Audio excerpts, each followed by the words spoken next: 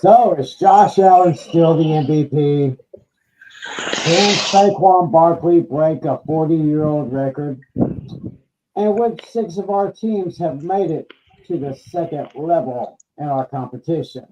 Which ones of us have made the playoffs? Playoffs? Don't talk about it. Playoffs? You kidding me? Playoffs?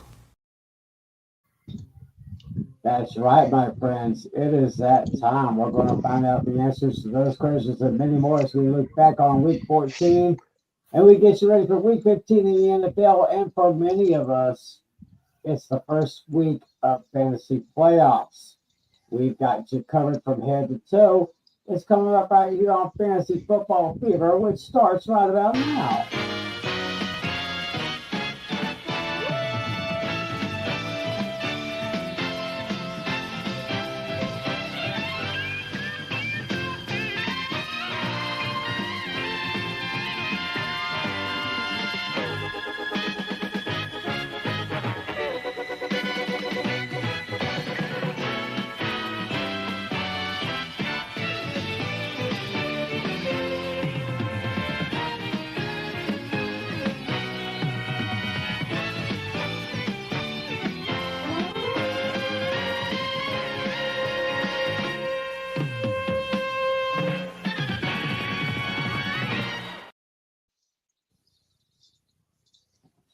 Well, good evening, everybody. Welcome to another edition of Fantasy Football Fever. It is Tuesday night, December 10th, 2024. However, wherever and whenever you're watching, thanks for making this part of your week. My name is Tim McClelland, and first of all, I want to say that I'm great to be back here on the show this week because last week I was totally almost down for the count with the flu bug, I mean, I had to call in work like I think 2 or 3 days last week because I wasn't really feeling it. I mean that's how bad it is. But I'm back. Yeah, we're glad you're back. Oh yes, I'm feeling much better. Thanks a lot. Got my boys, John Flynn, John Natale. First of all, guys, I want to thank y'all for carrying the show for me last week. Yeah, No problem, man. Yes, I'm feeling so much better now. We are getting into our fantasy playoffs starting this week. And for a lot of you fantasy players out there, this is the start of your playoffs. And for some others of you, this may be a prep week for your playoffs that start next week. So we're going to go into that. We're going to dive into everything going into the playoffs. We got some starts. We got some sits. We've got our previews. So let's go back and take a look at the schedule last week. We had oh my gosh. We had a bunch of real good football games. I tell you, last week. Let me see if we can.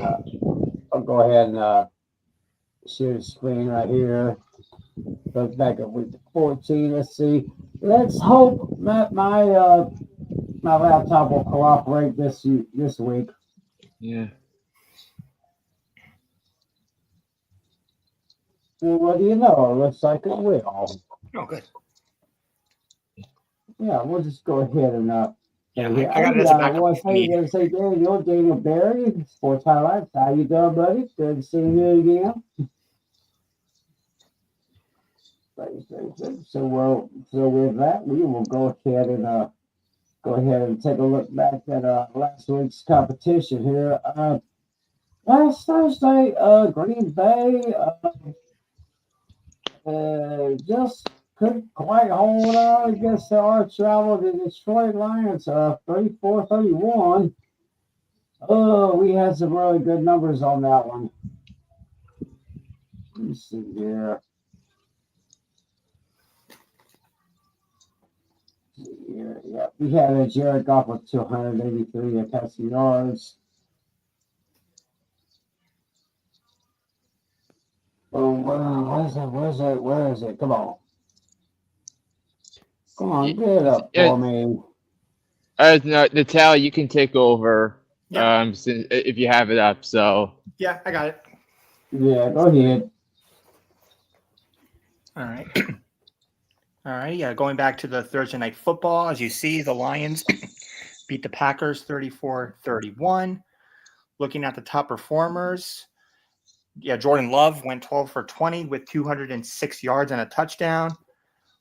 But Josh Jacobs had a monster game. He had 18 carries for 66 yards and 3 touchdowns. He was not targeted.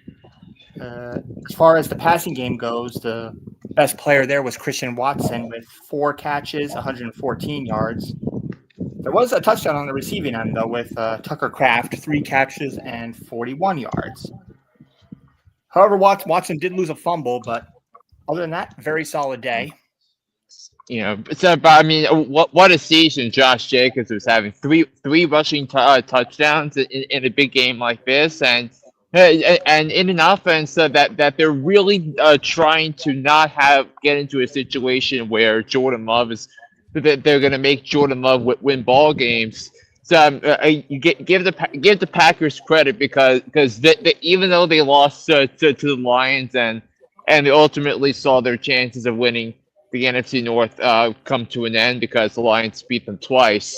So they do have a blueprint for how they want to win games, and they have an identity, and their identity is to run the football. And if you're a Josh Jacobs fantasy owner, you have a good matchup against Seattle this weekend. If you're in the playoffs and you have to be feeling pretty good. Oh yeah. And on the other side here, Jared Goff went 32 for 41, 283 yards with 3 touchdowns and an interception. On the running game, David Montgomery had 14 carries, 51 yards, and a touchdown. And he also added 5 receptions for 33 yards. Jahmyr Gibbs had the touchdown on the receiving end. 6 catches, 30 yards, and a touchdown. Also added 15 carries for 43 yards. On the touchdown side, a very unlikely source, Tim Patrick, 6 catches, 43 yards, and 2 touchdowns. And yeah, there we go. And receiving I mean, yeah. If you started Tim Patrick, and that was only 0.2% of you according to ESPN leagues, so you won the lottery. Oh yeah. So, and like imagine if Tim Patrick's Thursday night performance was a difference between playoffs and no playoffs in your league. But I'm also happy for Tim Patrick that he got hammered by injuries. It didn't really work out in Denver, and because he was subject to some dysfunction and bad quarterback play. But now he's in a system where he's in a more favorable environment. But on the day where they held Amon-Ra St. Brown and in check, that was a really good performance and needed performance for the Lions. Oh yeah. All right. The next game I have here. Oh yeah, my order is a little bit different from Tim's because I'm using NFL. You're using ESPN, so I have a slightly different order here. Next one I have is Jets and Dolphins. On the Jets side, yeah, Aaron Rodgers had a pretty nice day. 27 for 39 for 339 yards and a touchdown. The running game was a bit mediocre, but however, the third string running back, Isaiah Davis, he had 10 carries for 40 yards and a touchdown. He also added 3 catches for 27 yards. Braylon Allen, who stepped in for Breece Hall because he was out due to injury. He had 11 carries for 43 yards. He also added 4 receptions for 38 yards. The 2 biggest players of the game here, Garrett Wilson, 7 catches, 114 yards. Devontae Adams, 9 catches, 109 yards. And then looking at the Dolphins side, Tua had a very solid day. 33 for 47, 331 yards, and 2 touchdowns. Those were made by, surprisingly, Tyreek Hill. Can never figure out this guy. He always has a monster game or a bad game. I mean, and I think, and wasn't didn't he had the one on that 4th and goal play because the Dolphins had 3rd and goal that they tried to run it in with Devon Achane. They were stuffed and they had to throw it on a 4th down.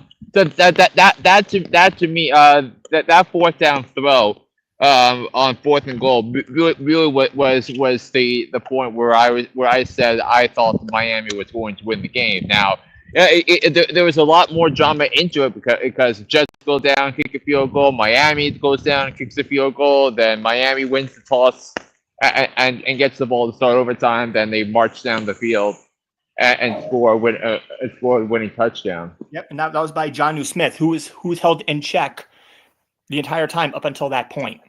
So he did not have a single catch during regulation, yet he had 3 catches, including the touchdown that kept Miami's slim playoff hopes alive. Yep, and that also and now they're 6 and 7. Yeah, and he also stays because of that day. He stays at tight end number 4. Yeah. Other than that, not much to add. Yeah, Jalen Waddle had 9 catches for 99 yards. Devon Achane 6 for 45. Other than that, not too much to add there. So that's so like that Jalen Waddle did pretty good there, huh?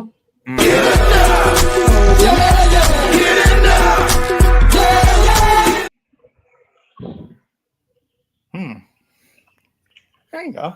Something interesting to add there. Mm-hmm. Next game on the list I have is the Vikings and the Falcons. Vikings won this one 42-21.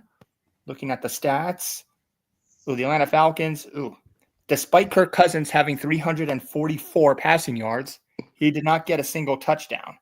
He had 2 interceptions. The rushing guys did the work. Bijan Robinson, 22 carries, 92 yards, and a touchdown. He also added 2 receptions for 9 yards. Tyler Algier had the other touchdown, 9 carries for 63 yards and a touchdown. And then on the receiving end, Darnell Mooney had one of the best game of his career. He had 6 receptions, 142 yards, but a bunch of that was on long catches, like 40-something, 20-something. Oh yeah, bunch of So, yeah, I mean, one of the points to add to bringing Kirk Cousins in was to add a vertical threat, and that's what Darnell Mooney was in Chicago, and I really liked and I was high on Darnell Mooney because of his impact with his speed and being able to catch some of those deep balls by a quarterback that can throw the ball. So credit the Falcons for finding him and getting some success out of him. Oh yeah, and another player worth noting. Oh yeah, this guy's been a very intriguing sleeper lately. Ray McLeod, 8 catches for 98 yards. Yeah. Also for 3. Yeah. And another note for Kirk Cousins, in his last 4 games, 0 touchdowns, 8 interceptions, and one of the things I said on Hooked on Sports this morning is that maybe you have to bench Kirk Cousins in favor of Michael Penix Jr. We'll get into the Falcons quarterback situation in a little bit, but that's if the quarterback's a problem and you're paying him $45 million, that's a pretty big problem. Oh yeah. Mm-hmm. And then on the other side, the Vikings. Let's see. Sam Darnold had a monster game, 22 for 28, 347 yards and 5 touchdowns. And then, Aaron Jones had 13 carries for 73 yards and a touchdown. Let's see. And on the receiving side, Jordan Addison, 8 receptions, 133 yards and 3 touchdowns. Justin Jefferson had 7 receptions, 132 yards and 2 touchdowns. Yeah, and one of the better performances, and up until last night, it was the best performance by a wide receiver this week, by Jordan Addison. And credit the Vikings for landing that other star receiver to pair it with Justin Jefferson. He makes the Vikings offense that much more dangerous when he's healthy and available. So. Looks like I'm frozen, but as long as you guys can still hear me, we're okay. I'll refresh after. Yeah. You guys still hear me okay though, right? Oh Yeah. yeah. Alrighty. Okay, on this next game, this was a bit of an ugly one. Very low-scoring game. The Saints beat the Giants 14-11.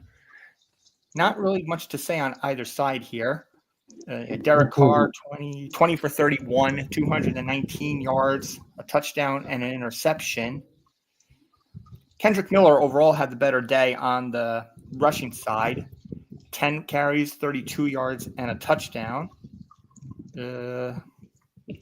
Receiving side, not too much to say. Juwan Jennings, 4 receptions, 50 yards, and a touchdown. Juwan Johnson.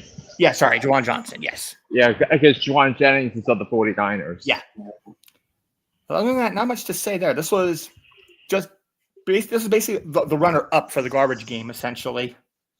Basically. Yeah, on the Giants side, perhaps they should have started Tommy DeVito. Because, Drew Lock, 21 for 49, 227 yards, and a touchdown. And an interception. But however, Tyrone Tracy continues defying the odds. He had a solid game, 16 rushes, 45 yards, and a touchdown. He also added 5 receptions for 38 yards. And then on the receiving side, Malik Neighbors had 5 receptions for 79 yards. Other than that, not really much to say anywhere else.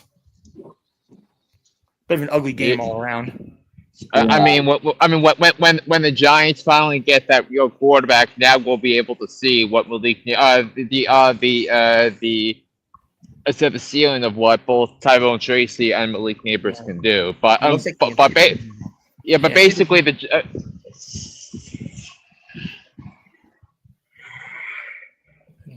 it's either going to be Cam Ward or Sanders, one or the other. Yeah, I mean, depending on where the teams depending on where the teams land, but basically, the Giants don't have a quarterback, so True. Yeah. No, Exactly. so they'll have to probably draft one, most likely. Mm-hmm. All righty. Next up is the Panthers and the Eagles. Let's see. This was a lot closer than I anticipated. They won 22-16. Eagles over the Panthers. On the Panthers side, Bryce Young, 19 for 34, 191 yards, a touchdown, and an interception. Chuba Hubbard had 26 rushes for 92 yards and a touchdown. And on the receiving side, one of our main man had a day. Take it away, Tim.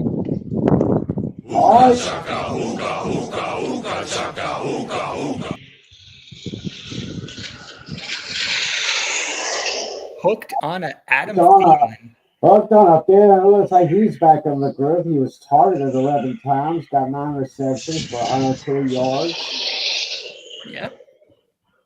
And other than that, nothing too flashy. Tommy Tremble had a touchdown, but nothing much. It was just 3 yards for the touchdown. Nothing flashy there at all.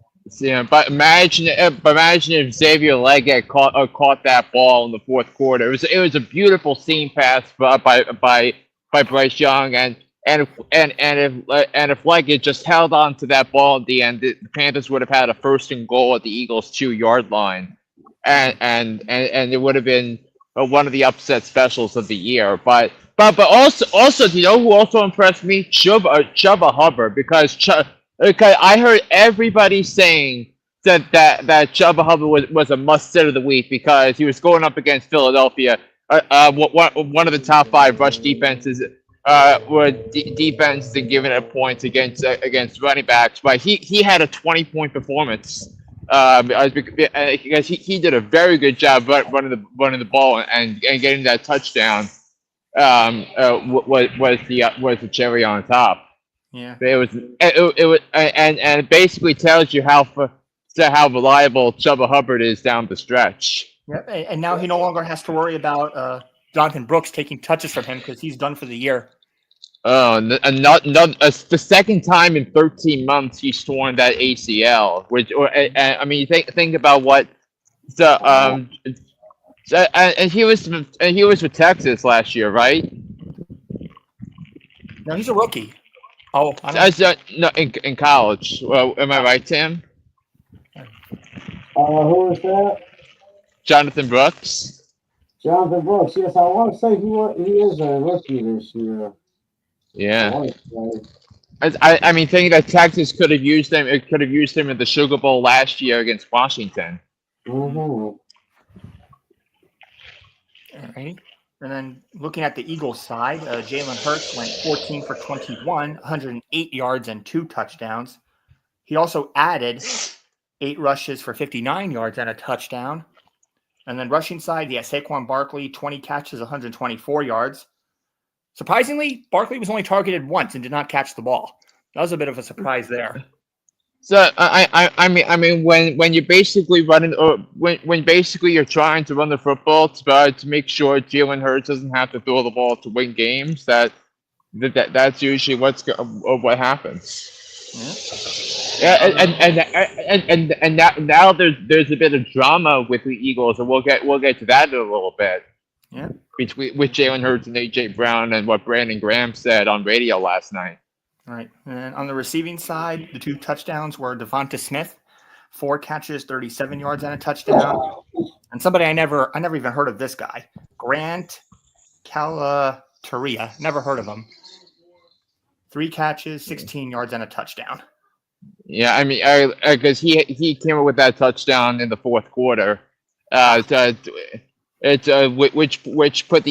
turned a 16-14 game to a 20-16 game, and then they made a 2-point conversion after that. All right. All right. Next up, we have the Steelers and the Browns. Steelers won this one 27-14. All right, looking at the stats, Jameis Winston, 212 yards, 2 touchdowns and 2 interceptions. Nothing to sneeze at the rushing game at all. Chubb had 48 yards, Jerome Ford 28. Winston added 28 rushing yards of his own.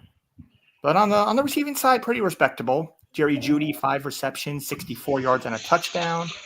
David Njoku had 7 receptions for 42 yards.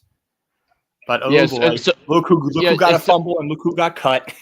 Kadarius Toney, you've been cut again. So basically, Jameis Winston and Jerry Jeudy, their fantasy production was cut by more than half from the Monday night game last week. Mm-hmm. So Jerry Jeudy has been cut again? No, I said Kadarius Toney got cut again. Oh, before he got cut.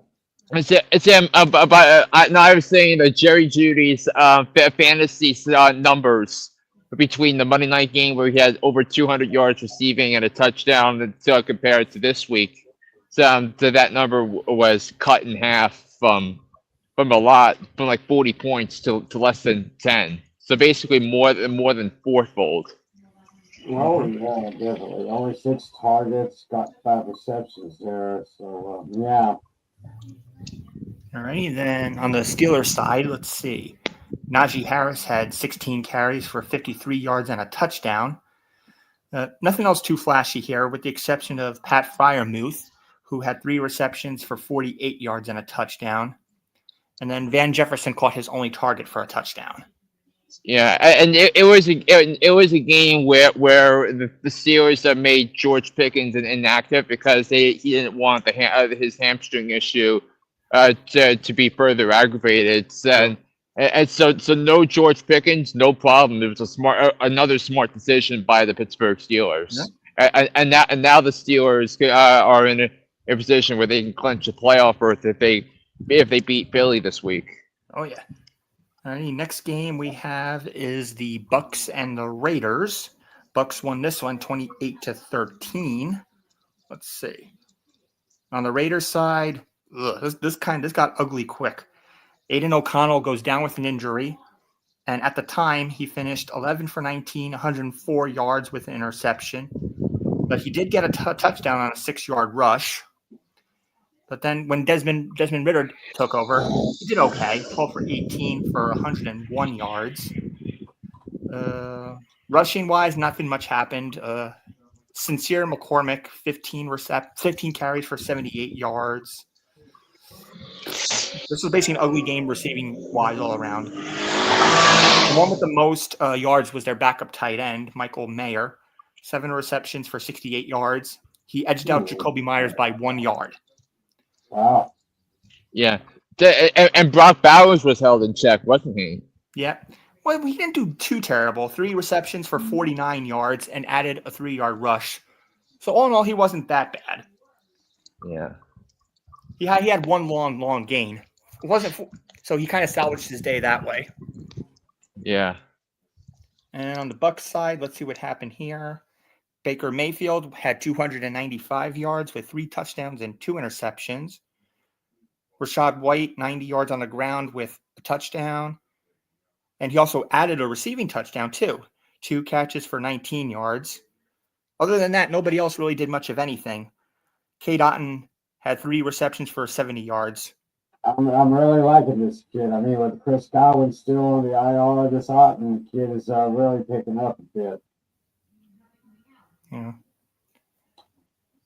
And then, well, as far as I missed this. Jaleel McMillan had 2 receiving touchdowns, 4 catches for 59 yards. I forgot to note that. Kind of an ugly game on both sides, but the Bucs did pull out the win. Yeah, and Raiders are, yeah. Let's see what the next. Raiders things. Mm-hmm. All right, this next game. Ooh, this game and the thing is, since their bye week, the Panthers, the Buccaneers have beaten the Giants, the Panthers, and the Raiders. Their schedule's about to get a lot tougher because they have the Chargers on the road on Sunday. Mm-hmm. All right, this next one. Ooh, this had garbage game of the week written all over it. This was essentially a baseball score. The Jaguars won this one 10-6. On the Jaguars side, yeah, despite the win, Mac Jones was not impressive at all. 220 yards with 2 interceptions. He also had 3 carries for 3 yards. Big deal. On the running side, Tank Bigsby showed some promise. He had 18 carries for 55 yards and a touchdown. Also added a reception for 7 yards. On the receiving side, nobody really did anything that spectacular. Brian Thomas, 8 receptions for 86 yards. Yeah, and Brian Thomas had that big reception in the second half that set up the touchdown. Yeah. Now give Brian Thomas a better offense to work around. Then he'll show even more of what he's capable of. And you can make the case that Brian Thomas Jr. has been one of the top 20 receivers in the league this year. Oh yeah, absolutely. On the Titans side, Will Levis just had 168 yards, no touchdowns or no picks. He did have a rush for 3 yards. Let's see. The only one who really did anything spectacular was Tony Pollard. He had 21 carries for 102 yards. He also added a couple of receptions for 22 yards. And then as far as the most receiving yards, that was Calvin Ridley, 7 receptions for 59 yards. Other than that, nobody was particularly impressive. No, if I'm not mistaken, what I see here, the only scoring was 2 field goals by Nick Folk. Yep. So that's it. That had garbage game written all over it. So really nothing much to say there. All right, what do we have next here? Next we have the Cardinals and the Seahawks. Seahawks won this one 30-18. Let's see. Geno Smith had 233 yards and a touchdown. He had a rush but didn't gain any yards. Oh, yeah, Zach Charbonnet did phenomenal filling in for the injured Kenneth Walker. I'm glad I picked him up off the waiver wire. He had 22 catches for 134 yards and 2 touchdowns. He also added 7 receptions for 59 yards. Yeah, he was. Zach Charbonnet was the number 1 running back in fantasy last week. Getting close to 35 points in PPR settings. Mm-hmm. With nearly 200 total all-purpose yards. Yep. And then on the receiving side, yeah, Jackson Smith-Njigba had a touchdown, 5 catches for 82 yards. Other than that, nobody else did that much of anything here. Yeah, I'm Jackson Smith and Jigba, another one of those receivers that came out of the draft in 2023, alongside Zay Flowers and alongside Jordan Addison. Mm-hmm. And then on the Cardinals side, Kyler Murray had a respectable day despite the interceptions. He had 259 yards, 2 touchdowns, 2 interceptions. He also added 3 carries for 16 yards. Yeah, but both of Kyler Murray's interceptions were bad interceptions, and Seattle converted both of them to touchdowns off turnovers. Mm-hmm. And then on the rushing side, James Conner had a pretty decent day. He started off a little slow, but he picked it up. 18 receptions for 90 yards. He also added 4 receptions for 32 yards and a touchdown. Yeah. On the receiving end, Trey McBride had 7 receptions for 70 yards. He's tied in 3 without a single touchdown. That's pretty impressive. But it also shows to show you that he's been so that Kyler Murray has been so reliant on Trey McBride because if you see the target shares, go back throughout the season. If you look at his fantasy cards, it's a pretty substantial margin compared to the rest of the pack with Arizona, even Marvin Harrison Jr. as well. Yeah, speaking of Marvin Harrison Jr., he had an okay day, not great. 4 receptions for 49 yards. The other touchdown was Michael Wilson, 2 catches for 57 yards. Yeah, that 41-yard touchdown to start the game. Like I was convinced, this is the moment where Arizona punches back after being punched in the face 2 weeks ago against Seattle, but very disappointing that from Arizona, and I thought this was a team that was going to be the Cinderella team and go to the playoffs and be a dangerous team in the playoffs with all that talent on offense, but now that they're down 2 games against Seattle in the division and they have the tiebreaker, I'm just disappointed in Arizona this year because it wasn't that Arizona had injuries. It was just some bad play, especially in these last few weeks that you thought they'd come out with a vengeance, and they had opportunities like the Minnesota game last week where that was a game that they could have and should have won, but they couldn't hold the 13-point lead in the fourth quarter. But very, very disappointing performance by the Cardinals. Oh, yeah. Right. Yeah. All right. This next one I have here, this was probably the game of the week and the upset of the week at the same time. The Rams beat out the Bills 44-42. Yeah. This was awesome. All the way through, from beginning to end, this game was awesome. I mean, Josh Allen, he is still... He's my front runner, at least for MVP. I mean, he went 22 of 37 for 342 yards and 3 touchdowns. That's right. And then what else with Josh Allen? Yeah, he also had 3 rushing touchdowns. He did the most rushing. 10 carries, 82 yards. I mean, you kidding me? Rushing for 3 touchdowns, passing for 3 touchdowns. Oh my goodness! If that doesn't give him MVP, even. In ESPN scoring, so he scored 51.88 points, which is the most by a quarterback in a single game in the ESPN fantasy football history. Wow. So think about that. Yeah. Oh yeah. Yeah, and then looking at the receiving side, Kahil Shakir had 5 receptions for 106 yards and a touchdown. Mari Cooper, 6 for 95. And then the other touchdowns were by Mac Hollins, 4 receptions, 57 yards and a touchdown. And then Ty Johnson, 2 catches for 55 yards and a touchdown. So much to digest on that one. And then looking at the Rams side of things, let's see. Matthew Stafford had 320 yards and 2 touchdowns. Kyron Williams, he had a very good day, 87 rushing yards and 2 touchdowns. He also added 2 receptions for 10 yards. Well, this one is interesting. a wide receiver gets a rushing touchdown. Puka Nakua. Uh-huh.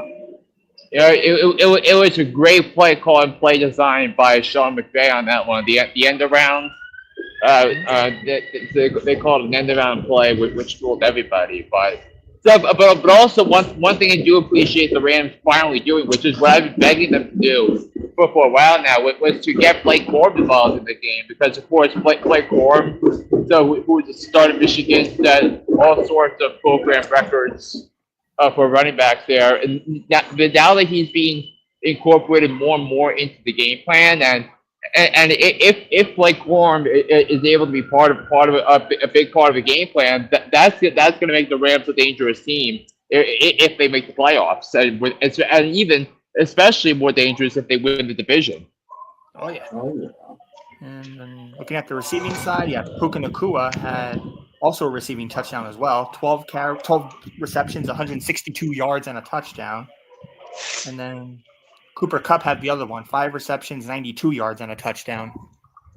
So all around, fantastic game for all the receivers, basically.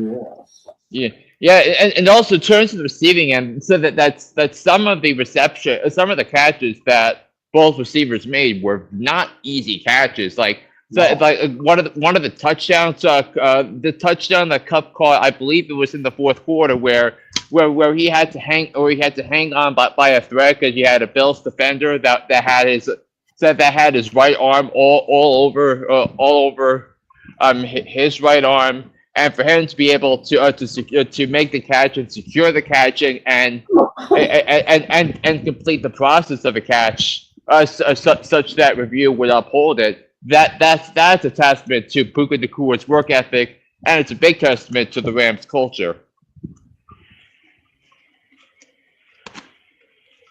Very, very huge game. I mean, like I said, I watched the majority of it, and it was amazing. Absolutely amazing. Hey, 49ers Bears. 49ers. All right, this is the last game before we go on to the night games.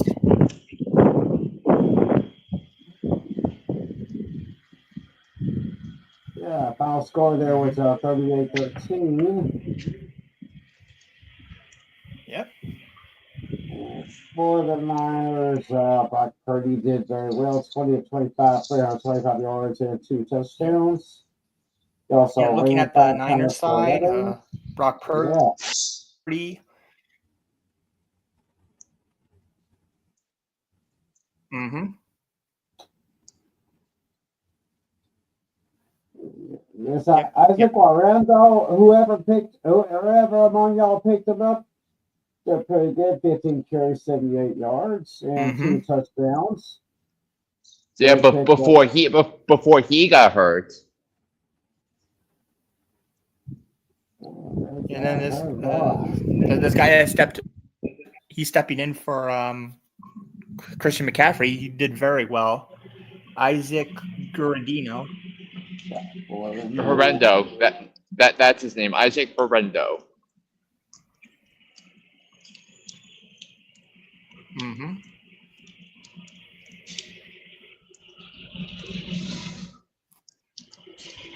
Yeah.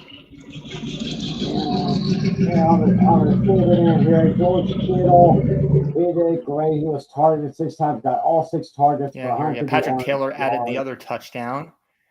And on the receiving side, Juwan Jennings got 2 receiving touchdowns for 90 yards altogether. Yep. And I think, and then, looking at the Bears side, nothing really much to sneeze at. Caleb Williams had 134 yards and 2 touchdowns. He did lose a fumble.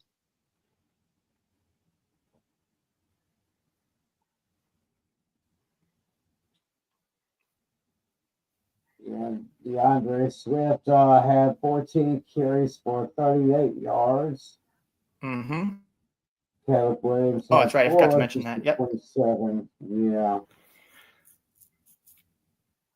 Ronald Jones, nice to see him getting some pretty good numbers. 4 receptions for 42 yards and 2 receiving touchdowns for him. Keenan Allen with 3 receptions for 30 yards. DJ Moore led the receivers with 6 receptions for 49 yards. So, that was pretty much that on that one. And about these Chiefs, I mean, the Chiefs are always, they're always looking at the Bears side. Winning.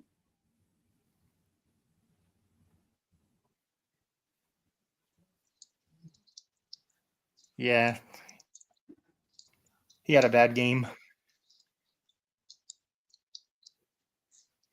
Yeah, but then again, the Bears have had pretty much bad games all the way through the season. Yeah, nothing too. No. I think next game up is the Chargers and the Chiefs. Yeah, that's the best game he's had in a while. And somehow, some way, the Chiefs close out another close win here, 19-17. Oh my God! I mean, and this is what I upset special from last week, and somehow it didn't quite go the way I thought it would. Justin Herbert for the Chargers went 21-30 for 200. Yeah, we're down to the last 2 games. 1 touchdown, yeah. Gus Edwards did pretty well on the ground, 10 carries for 36 yards and a touchdown. Joshua Palmer. Yeah, one on a bouncy field goal, bonk, and then it went in.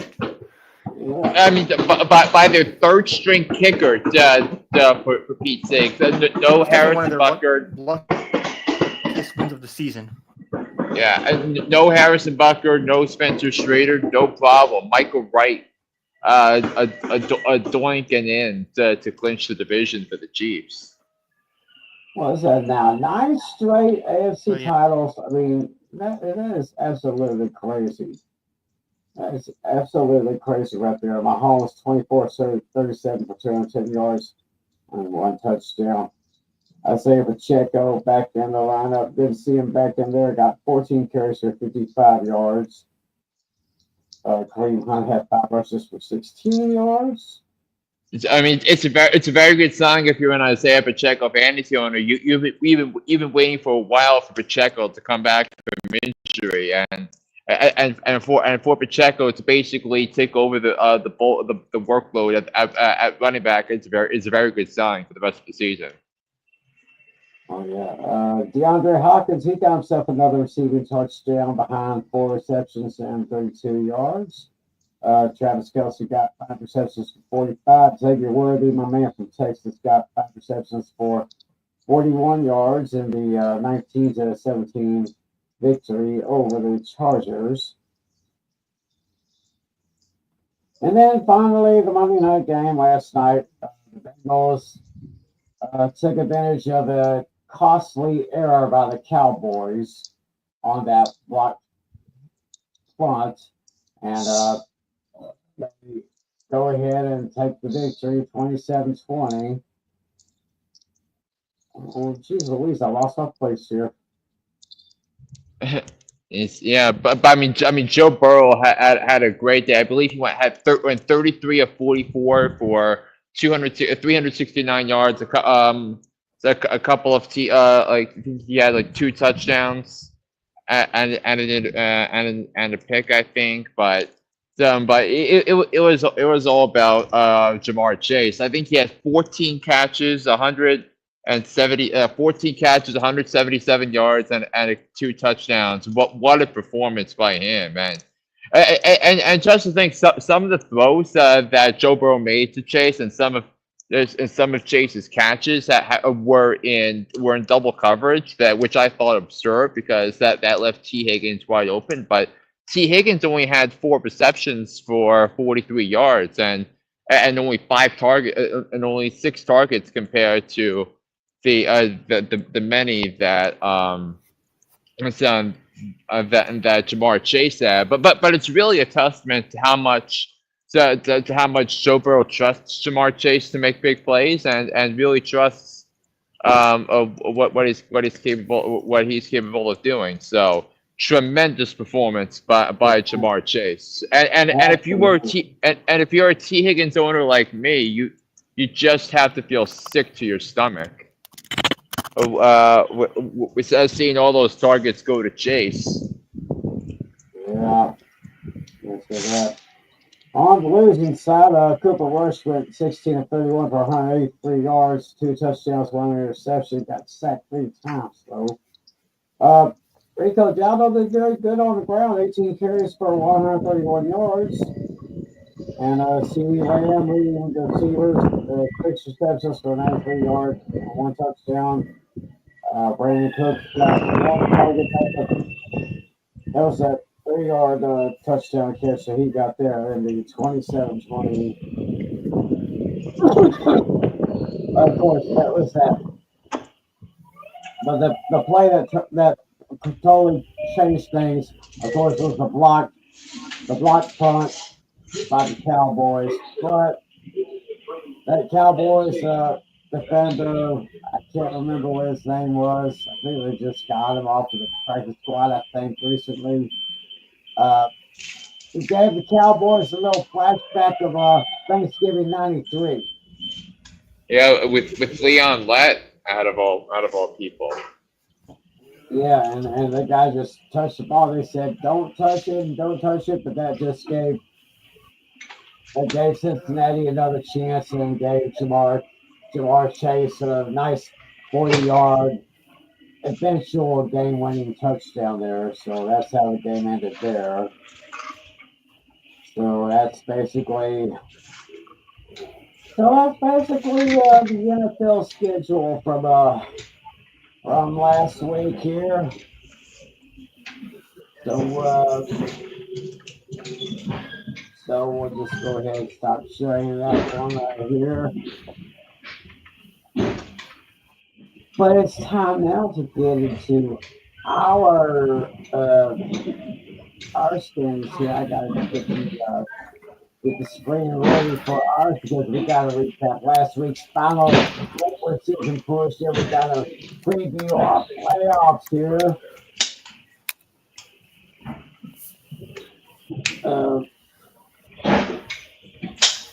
Natale, you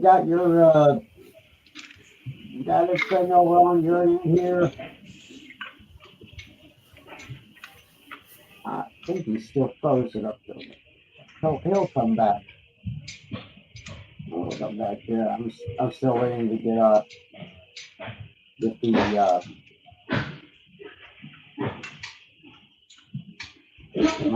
my screen will not cooperate with me. Okay. Oh, yeah. Well, while we try to get that, we got a question here from Jared. It's a PPR start 2. Looks like he's got Wilson, Higgins, Reed, Shakir, and Jamo. So he can start 2 of those.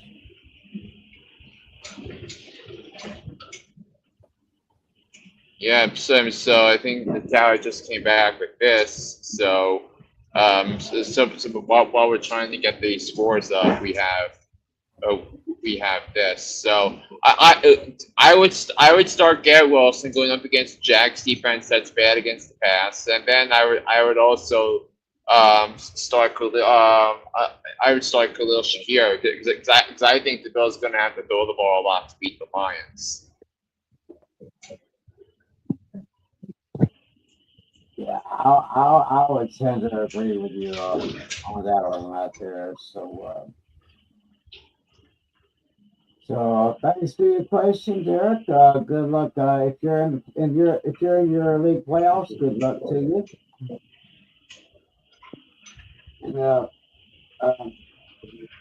And Natale, looks like you're maybe going to have to take care of our league recap and our previews because once again my screen is not wanting to cooperate with me. All right, no problem. Let me I gotta log in from my laptop here. Give me 1 second. Yeah. All right. Might be a little hard to film with the phone and the thing at the same time, but I'll do my best. All right. I gotta use the restroom. Be right back. All right, no problem. We're in the playoffs, y'all. That's right. Yeah. You want me to play it, Tim? I will. Playoffs? Don't talk about it. Playoffs? You kidding me? Playoffs?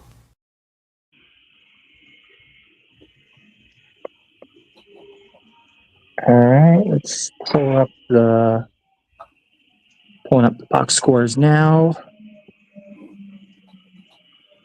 All right, let's see. All right, we'll start with the matchups that didn't mean too much in the grand scheme of things. We'll go to Adam and Dino first. Yeah. Dino clinched the third seed with his victory, 138.96 to Adam's 117.1. Yeah. Let's see. Looking at Dino's side, his top performers was Joe Burrow, 24.56 fantasy points. And let's see, Josh Jacobs, 24.6, and Chase Brown had 22.3. With the exception to him leaving Jordan Addison on his bench, Dino pretty much dominated this one. Dino left 33.3 points on the bench there. Yeah. And I know that was a lot to leave off bench, but who were the receivers that he started? Let's see. He started AJ Brown. He had 8.3 fantasy points, and then T Higgins only had 4.3. T Higgins was a killer for me because I had T Higgins in my league, and I needed him to score 10 more points. But because he didn't do that, I'm out of the playoffs. Yeah, pretty much all his bench guys overperformed all of them except for Jalen. Jaden Reed had nothing. He left 18.2 on the bench with Cooper Kupp, and also 13 with Jamison Williams. So basically, the quarterback and his two running backs saved him there. Yeah. And on Adam's side, I think his top performer was Juwan Jennings. He had 24 fantasy points. Rashad White had 22.9. The one big blunder was he started Amir Abdullah. He got less than one fantasy point. 0.8. Let's check the bench here just for comparison. Okay, he left Brock Purdy on the bench, 22.1. He had no other option. That was why. He only had Derrick Henry as the running back. So he had no option, really. So that was just a disaster game for Adam. Let's see. All right, we'll go to the other game that didn't matter, which was yours and Alex's. You clinched number one seed with your victory, 158.36 to Alex's 146.28. That was actually pretty close. Alex was on track to win before Jamar Chase happened last night. Mm-hmm. And then you also had Eric Kendricks too playing that same game. Because he had to make a lot of open field tackles in that game. I mean, Eric Kendricks is one of the league leaders in tackles, I think. Mm-hmm.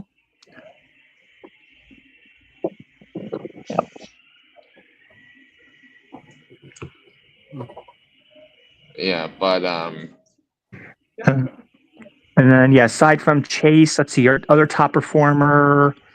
Well, actually, nobody else reached 20. Let's see. Your closest one was the 49ers. They had 17 points on defense. Kyler Murray had 17.96. And then Saquon 14.4.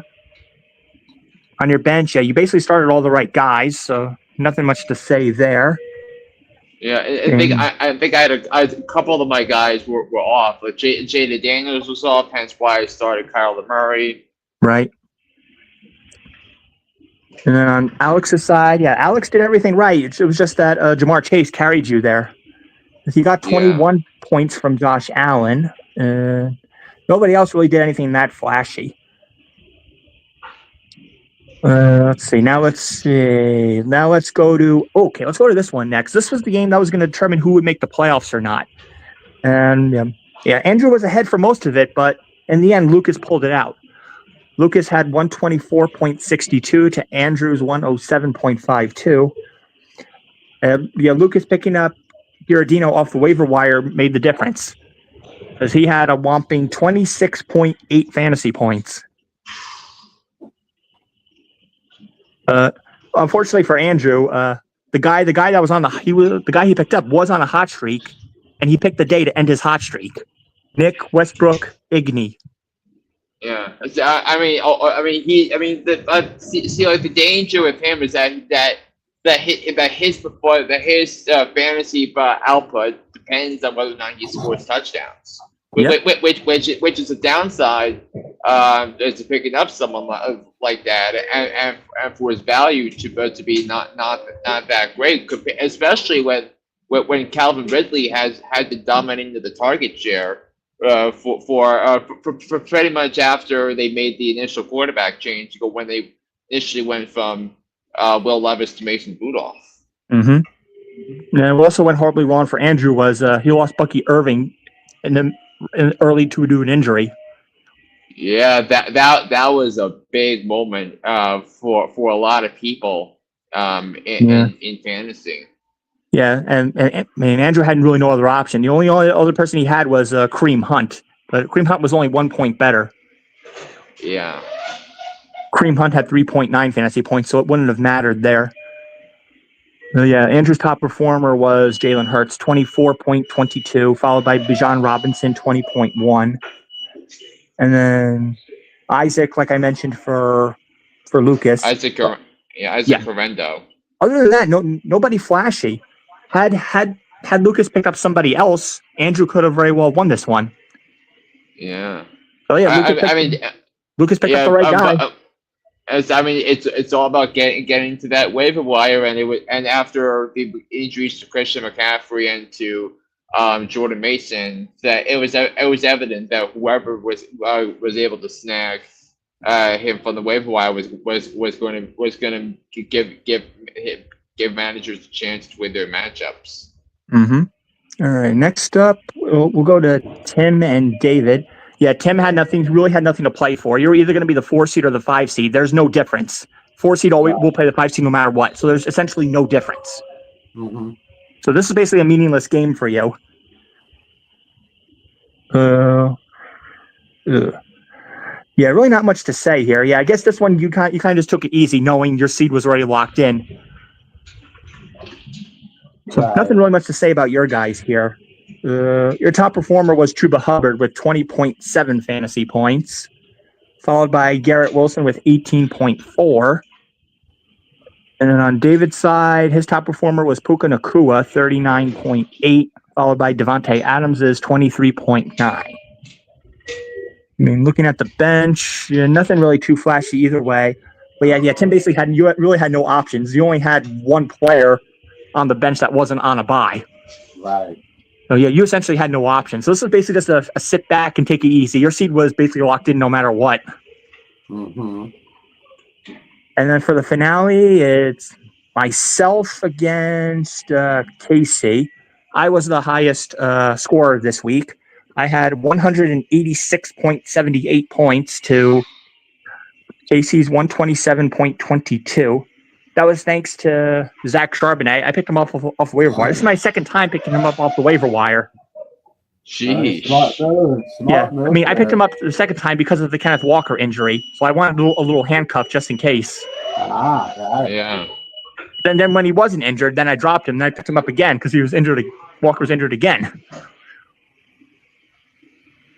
So yeah, 38.3 fantasy points for him, followed by Sam Darnold. Lamar Jackson was on the bye, so I had a reason to use Sam Darnold. 34.58. And then I also got 21.2 from James Conner, 28.2 from Justin Jefferson. All around solid game. My only blemish was leaving Tyreek Hill on the bench. He had 26.1 points. Yeah, and just saying that this was the start of that vaunted 5-game stretch that I had been advertising with Tyreek Hill's schedule, and for Tyreek Hill to have a performance like that's got to feel really good for Tyreek Hill fantasy owners, especially those So when I said that Tyreek Hill was the riskiest first round pick choice besides Christian McCaffrey. But that's a very good vindication sign for Tyreek Hill fantasy owners. Yeah. He's that one guy I can't figure out. Every time I start him, he does bad. When I bench him, he does good. I can never figure this guy out. So I had that dilemma all season with Jaden Reed in my other league. And then looking at KC side, Kyron Williams was his top performer, 23.7 fantasy points. I mean, he left Breece Hall on the bench, but it didn't really mean anything. Because of Andrew's loss, he has locked up the number 2 seed and a bye. Strangely enough, he's locked up the number 2 seed with a 7-7 record. Who would have thought? Who would have expected that? I mean, if Andrew had Andrew beaten Lucas, he would have been the 2 seed. Yeah, with that same record. Instead, he's entirely out of the playoffs. Yeah. And really, that's all there's to say for that. I guess now we can look at the final standings. Yeah, sure. We'll check out the standings here. Let me turn this around. Hopefully, we can see this okay.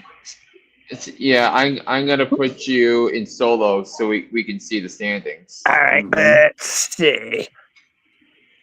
Hopefully, we can see that okay. And then on this side, Beavis division. KC finishes with 7-7. Andrew second place, 6-8. David is also 6-8, and then Adam 2-12, Alex 2-12. Adam has the tiebreaker over Alex, and Andrew has the tiebreaker over David. Pivot to over here. And next time, Natale, don't put all the playoff teams in the same division because all of them made it again this year. Yeah, I wasn't expecting that to happen, but evidently it did. I was thinking by putting all of us together, we'd be stacked. It would be like a super competition, but that turned out to be the case, just for the reasons I wasn't thinking of. Yeah. And then on this side, Flynn went 12-2, winning the division. Dino owns the tiebreaker over me by virtue of head-to-head. Both of us went 10-4. And then Tim went 8-6, and then Lucas makes it at 7-7. I think Lucas did the same exact thing last year. I think he was a 6 seed with a 7-7 record. And I was the 1 seed. Yeah. And then and that's the overall down there. Yep. Flynn also scored the most points. I have the second most points. And then that's the rankings. Flynn first, Casey second, Dino third, me fourth, then Tim, then Lucas, then Andrew, then David, then Adam, and then Alex. And there's the standings. All right, so let's see if I could get to the playoff brackets now. Yeah, and we also got the consolation bracket. Yeah, I'm going to go there first. We're going to go to the consolation center. Yeah. David versus Andrew, Alex versus Adam. Looking up here. Andrew's projected at 124.9 to 118. Let's take a look for the comparisons here.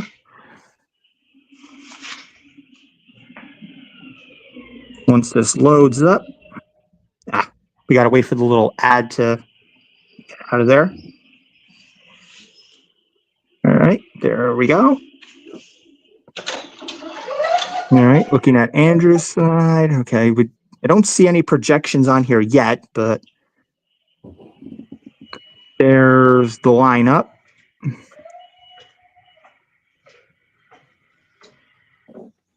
I thought they would show the projections on here, but I guess it doesn't say anything for some reason or another. So usually it takes a little bit. It takes longer to load the previews rather than the results. Right. Let me just refresh and see what happens here. I thought I was trying to look for the point projections too, like by player. I'm not sure why it doesn't say it, but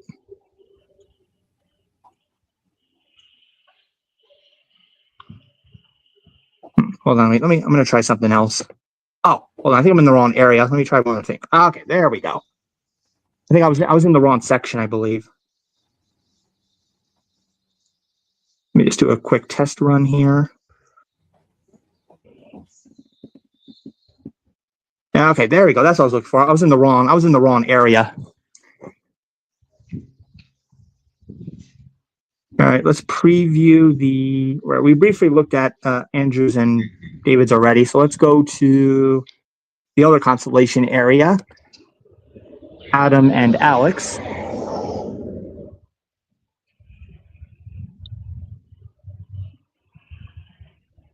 All righty, looking at looks like Adam is projected to win 132.2 to 118.8. Say, looking at the advantages here, looks like Adam has the advantage in most of the positions. He's got the edge in running backs, half the wide receivers. He's got the advantage in the tight end, the flex, the DP, and the kicking. Yeah, Alex only has an advantage on quarterback, wide receiver, and defense. Right now, he's looking at a questionable tag with Brian Branch. And let's see.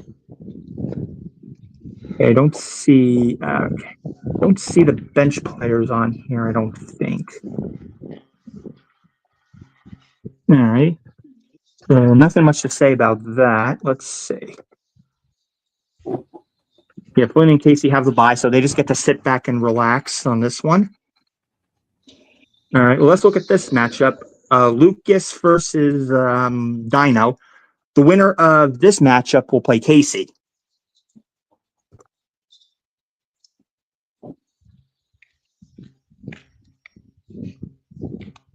Let's check out the stats. Yeah. Right out of the gate, we have a rematch of last year's fantasy championship.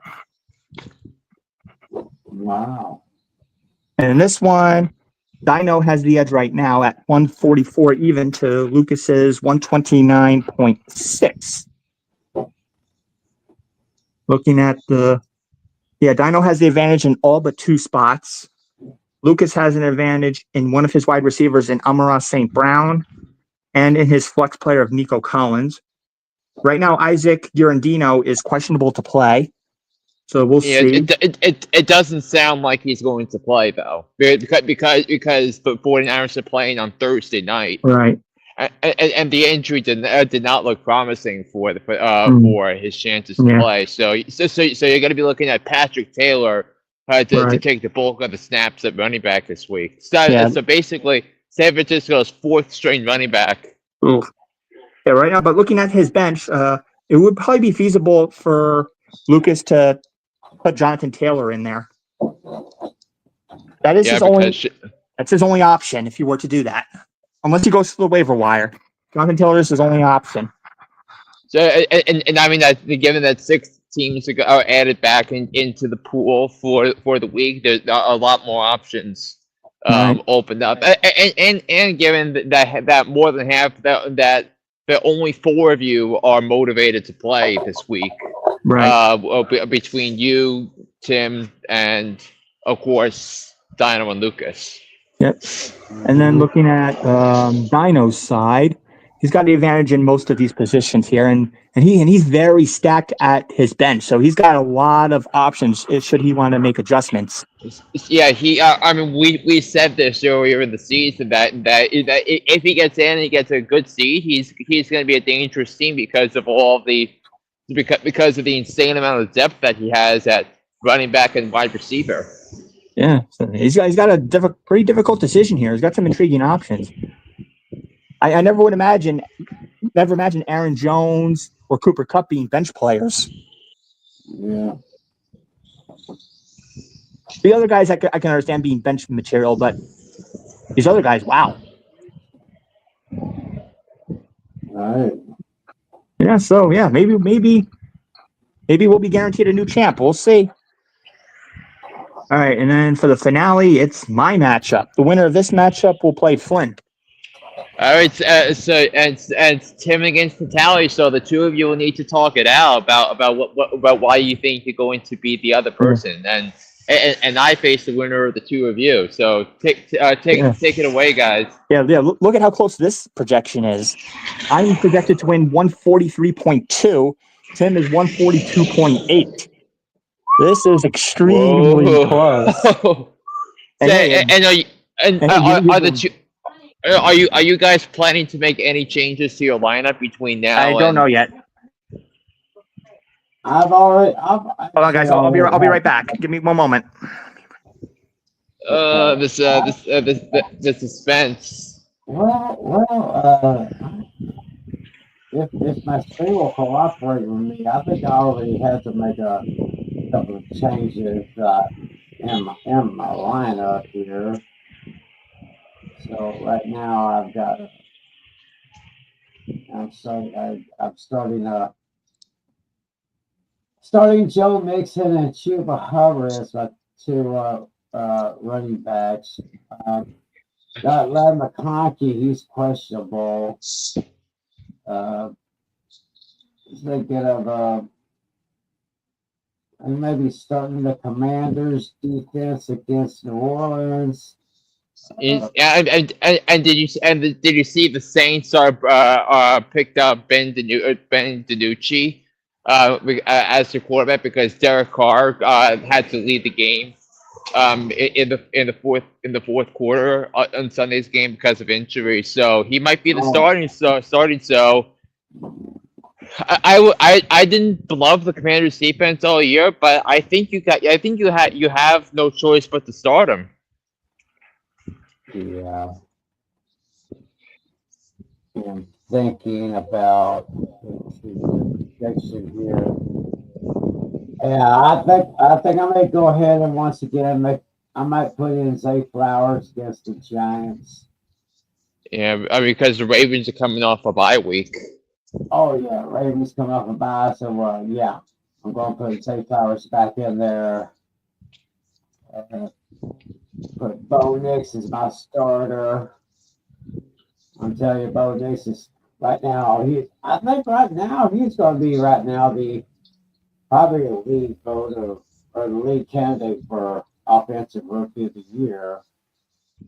Of course, we're just going to come back and see how Jaden Daniels does this week. But yeah, we are very, very, very close on our projections here. Okay, so let's review.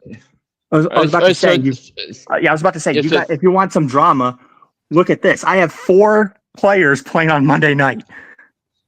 So, remember, you got 2 games on Monday night. So yep, I have Justin Jefferson's one of the Monday night games. I think Darnell Mooney, then Brock Bowers, and Robert Spillane. Is Spillane is he a Bears guy or Raiders? He's the Raiders linebacker. I picked him up because of Bobby Wagner having a bye. But there's a chance I might put Bobby Wagner back in, but I haven't decided yet. Yeah. So I haven't decided on Darnell Mooney yet either. He's the other one I haven't made a decision on yet. Wait, does Tim have anyone starting on Monday night as well between those 4 teams? He does not. I do not. I also have a Sunday night game too. Yeah, with Jackson Smith and Jigba, is it? No, either Kenneth Walker or Zach Charbonnet, whichever one ends up being the start. I'm holding on to Charbonnet for now. Yeah, and then when you'll make the adjustment prior to kickoff on Sunday night. Yeah, I could be a smartass and do like real drama and put Sam Darnold in there, but I'm not benching Lamar Jackson. That's not happening. Yes, yeah, you can't.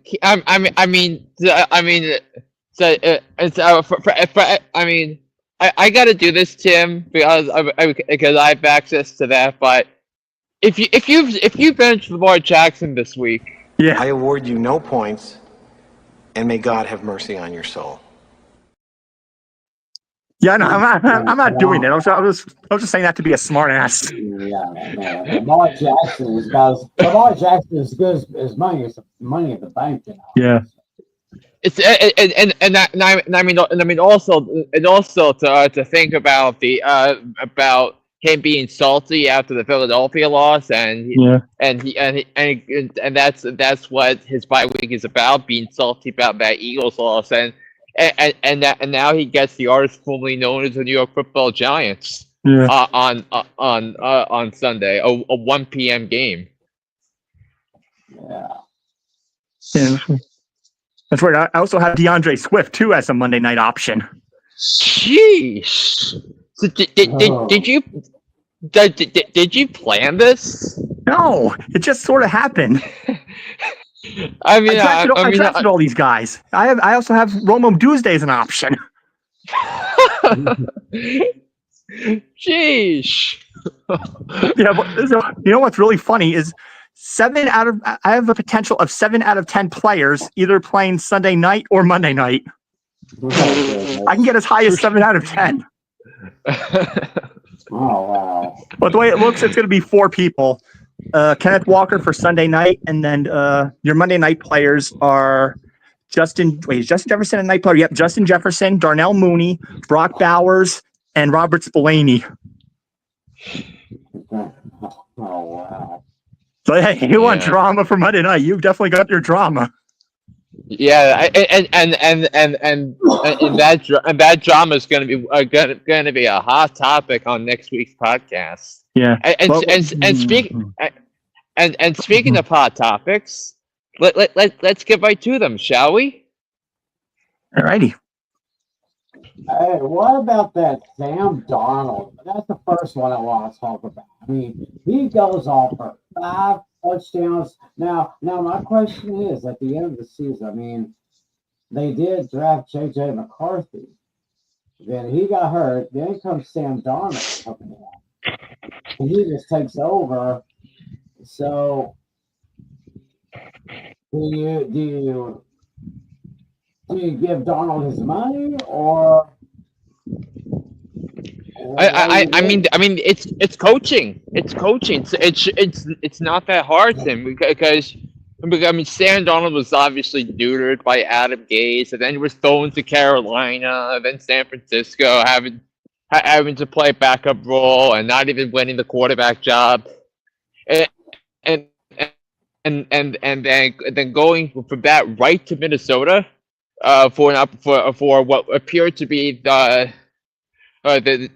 chance to back up J.J. McCarthy, and then McCarthy gets hurt, and then Sam Darnold with Justin Jefferson and Jordan Addison and Aaron Jones as surrounding talent, and then eventually T.J. Hawkinson later on.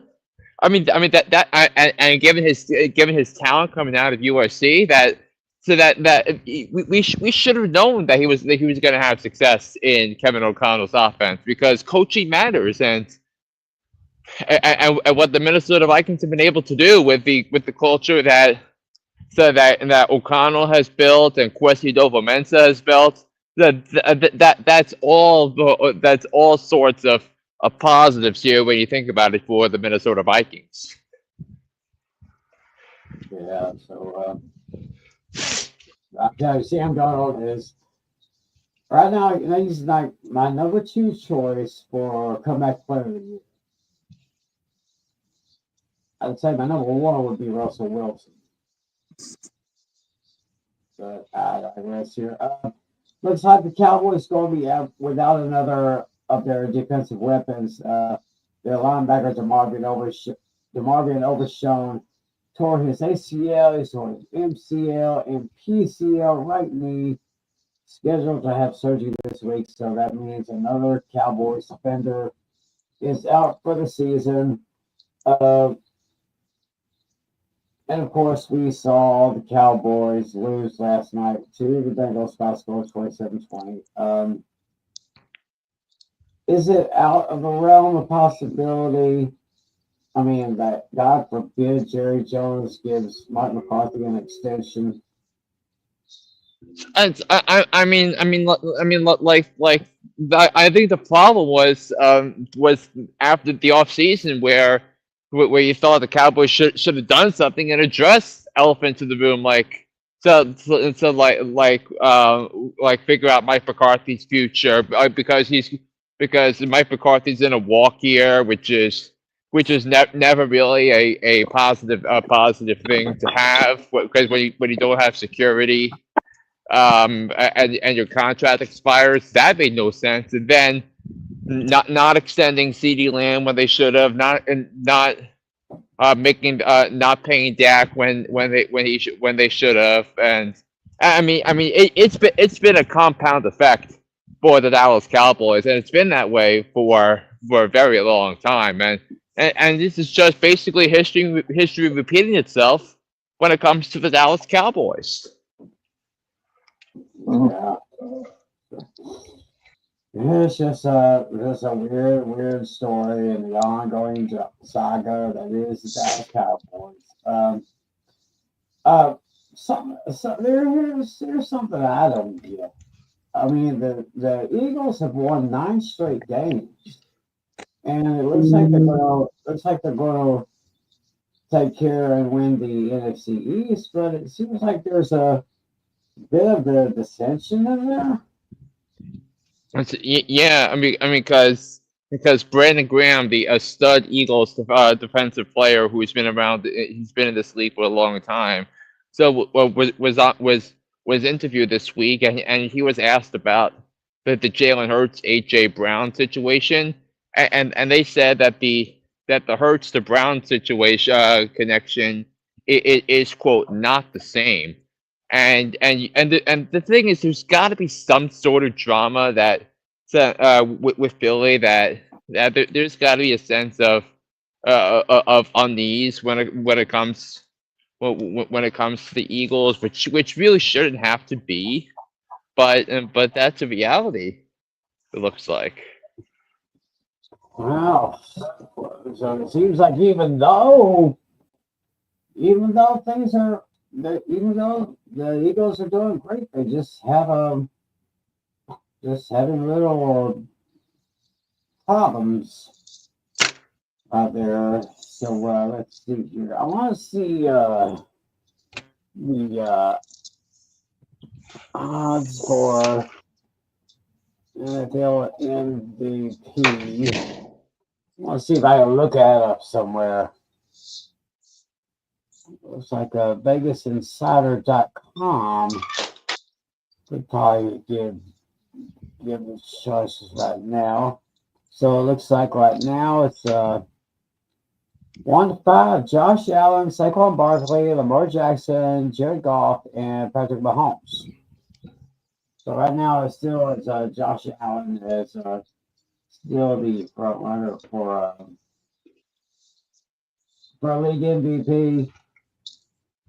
Even though I do believe, and I know this is going to be a very bold prediction here, but I believe that Saquon Barkley could break Eric Dickerson's record for most rushing yards in the season.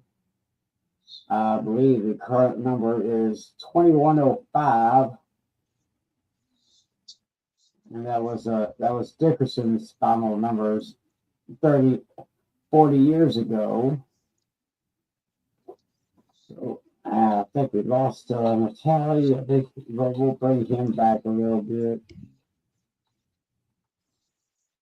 So while Ben is making the usual transition. Yeah. So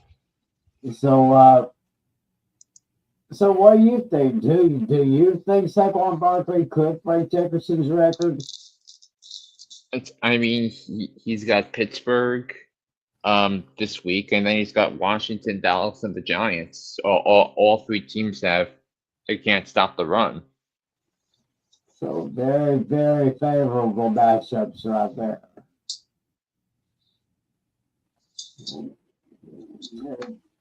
So we got Tim's Tough Trivia next. I don't know. Okay, what's Dashy say? Trivia question for last night's Bengals-Cowboys game came down to the final drive. Name 4 of the times that the Cowboys-Bengals game came down to the final drive. Oh, Oh, once again, Dashy, you got me on this one. For one thing, Cowboys and Bengals do not play each other every year. So you obviously got me on that one. So he says, what's your best moment of week 14? What was your worst moment of week 14? I'd say best moment of week 14 was that Rams Bills game. I mean, that was that was almost like the game of the year right there. I mean, How both of the quarterbacks actually really performed.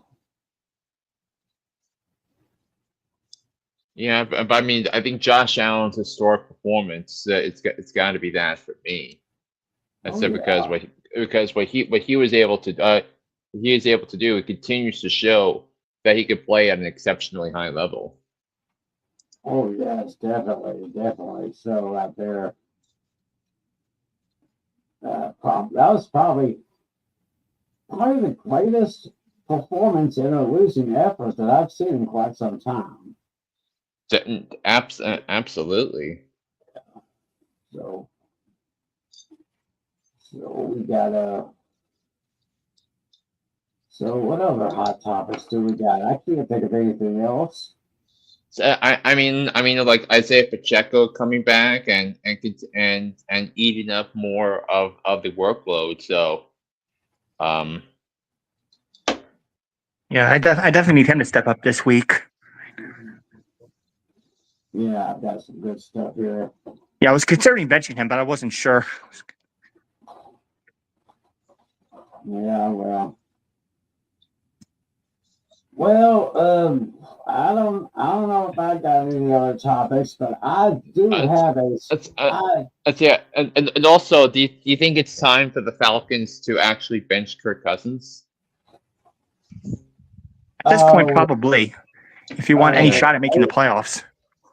With 8 interceptions in the last 4 weeks, yeah, I think it's time to justify the drafting of Michael Penix Jr. Yeah, I mean, as bad as it was, I think now, because you drafted Penix, you have no choice but to start him, and what better way for his first NFL start to take on the Raiders. Yeah, that would seem like a very good. It seemed like a very good matchup right there. So I think Cousins he's got another primetime game coming up this weekend. Of course, he usually does not excel in primetime games.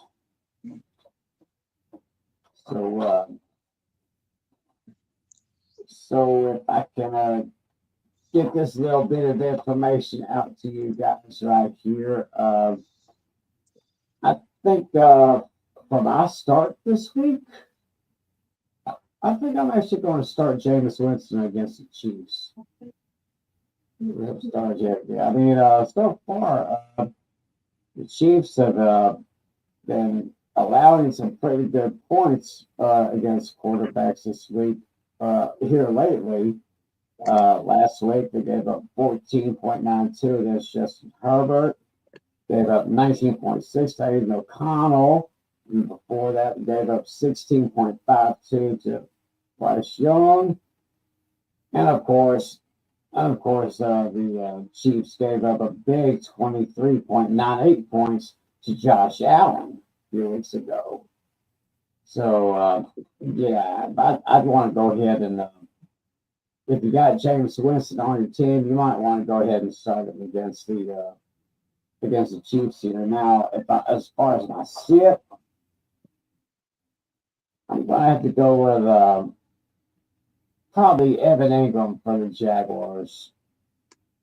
Evan Ingram says here he's caught at least 4 passes in each of his last 8 appearances, but he's only averaging a career low 7.8 yards a catch and only 1 touchdown heading into Jacksonville's game against the Jets. And of course, the Jets is probably going to Going to be holding him pretty soon. It looks like Mac Jones. Mac Jones is going to be starting in Jacksonville again, so I'm not sure about that. So actually, what did I do? It was Jacksonville against the New York Jets. Yeah. So basically, that's my starting set for this week. As we see Flynn getting back into his coverage zone there. So we got a trivia question.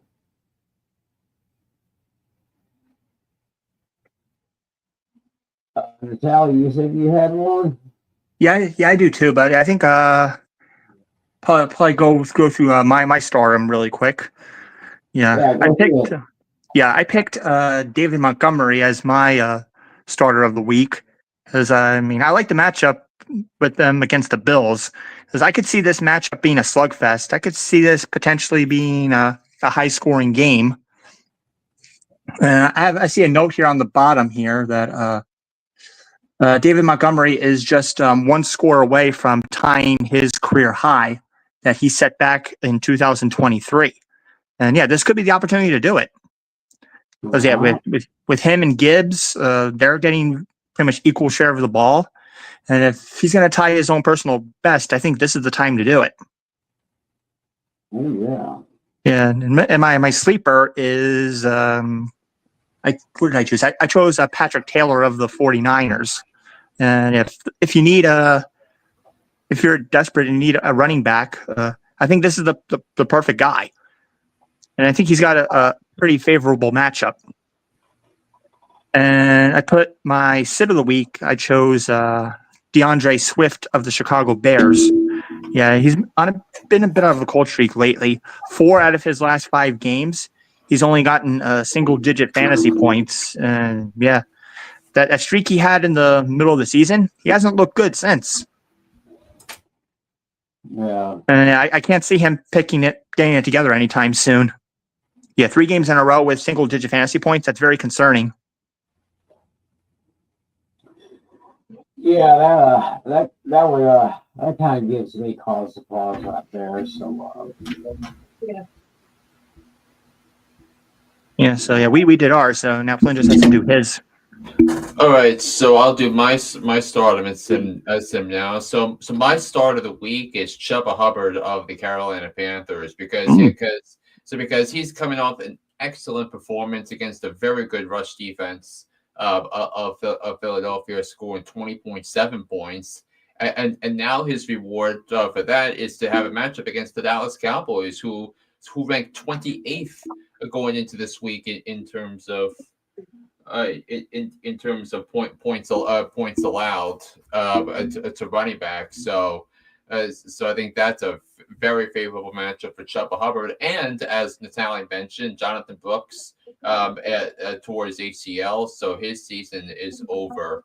So that means I think even more of the workload for that. So that's my start. My sleeper of the week is Quentin Johnston, wide receiver for the Chargers, which I think is quite interesting. But look, Quentin Johnston's the Chargers are playing the Bucks on Sunday, and the Bucks haven't played a real offense in quite a while.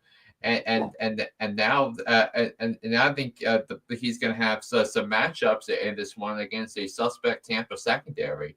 So I could see him having 5-7 catches. I could see him getting to 70 to 80 yards. And we saw a lot of his confidence and swagger back with some very difficult catches he had against Kansas City on Sunday night. So I definitely would not rule out Quentin Johnston. And my sit of the week, which you can call me crazy about, is Mark Andrews of the Ravens. Now. It's not but I think the thing is that while the Giants have given up lots of fantasy points around, they've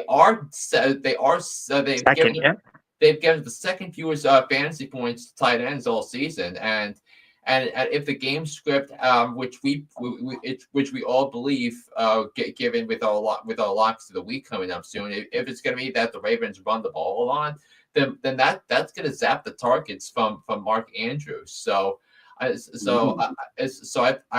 they want to be a running team, and they want to save some of their passing game for Pittsburgh, who they play on next Saturday on a short week. So I think they want to take the ball out of the march of Lamar's arm and let him and Derrick Henry run wild. So that's where my start and sits of the week.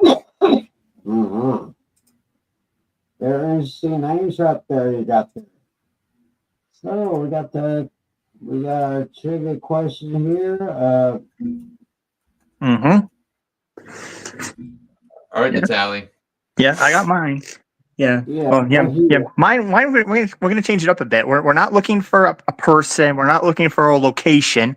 This is going to be educated guess. We're going to be looking for a number here. All right. We're going back on this day in NFL history. This occurrence happened in 1972 on this day, December 10th. It says the longest non-scoring play in NFL history was made by Jim Hart when he threw a pass to Bobby Moore. How many yards was that pass? Remember, this was the longest pass in NFL history that was not a touchdown. Ooh, interesting. Yeah, I mean, I'm not going to give the location of where the throw started because that's going to give it away. So, right. So I'll let you guys think about that one while Flynn has his question. You said he had one too, right? Yes. So Joe Burrow just had his fifth straight game of throwing for 250 or more yards and 3 or more touchdowns, all in consecutive games. So who is the only other quarterback in NFL history to have a longer streak of games with 250 plus yards passing and 3 or more touchdowns? Okay, I might have a couple of ideas in mind on that one. Yeah. And the hint I will give you is that this such streak was 6 games. Okay. I guess while we're thinking about that, our answers. Do we want to preview the predictions? Yeah, I think we can do that. Yeah, and then we'll pivot to the trivia at the end to close out. Yeah, I have it right here. There we go.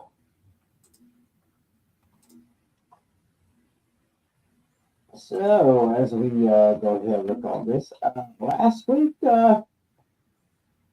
Natale was the best man picking the winner straight up. He went 10-3. I went 9-4, and Flynn went 8-5. And against the spread last week, Flynn went 6-6-1. I went 5-7-1, and Natale went 4-8-1. Yeah, pretty ugly for all of us. With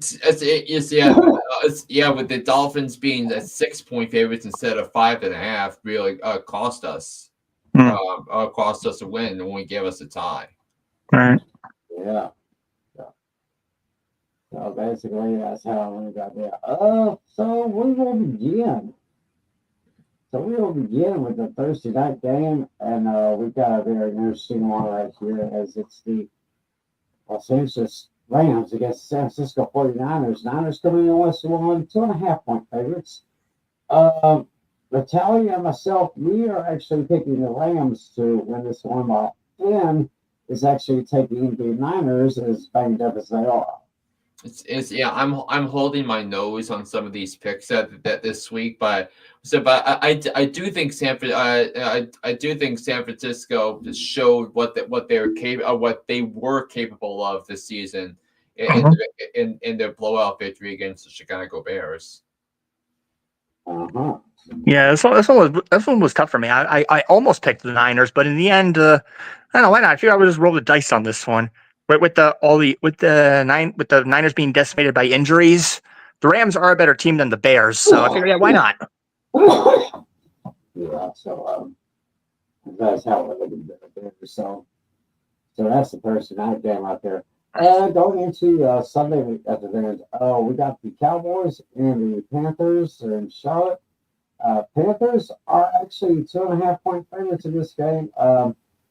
Natale and I are picking the Cowboys to win and cover. Meanwhile, Flynn is actually going with the Panthers. Yeah, I think the Panthers are playing more inspired football right now. They played 3 Super Bowl contenders all in a row after their playoff contenders.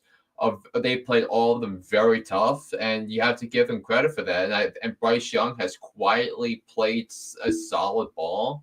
So I think Carolina comes in more inspired and more they're going to be more excited to play. And you did mention Chuba Hubbard for his start for this week, so might want to consider putting him on your squad here. Yeah. We got the Chiefs are at home. The Chiefs are in Cleveland against the Browns, and Chiefs are 4-point favorites. So we are all in agreement for the Chiefs to win that one. I am taking the Chiefs to win and cut. Well, I'm taking the Chiefs to win, but I'm taking the Browns to cover. Interesting. And maybe it's because the Chiefs are 0-7 against the spread in their last 7 games. Oh wow. Perhaps they're winning. They're winning very, very close games. So I think this is just going to be another one of those. Meanwhile, the Houston Texans are at home against the Dolphins this week. Houston is 3.5 favorites. Natale and Flynn are taking the hometown Texans. So I am taking the Dolphins. I'm kind of hoping that Tua can have a very good game this week against a very stingy. Of course, that offense for Houston is a very, very stingy. So it's going to be one of the most interesting matchups this week. But Houston's defense and particularly their secondary is going to cause problems. And combine that with a strong pass rush, I think. So a team that doesn't have that lacks the mental toughness needed to win, like Miami, is gonna have some problems trying to score points against them. That's right. That's probably true. Next game is the Jets and the Jaguars. I would probably say this is a garbage game for this week. Yeah, this is mine. That's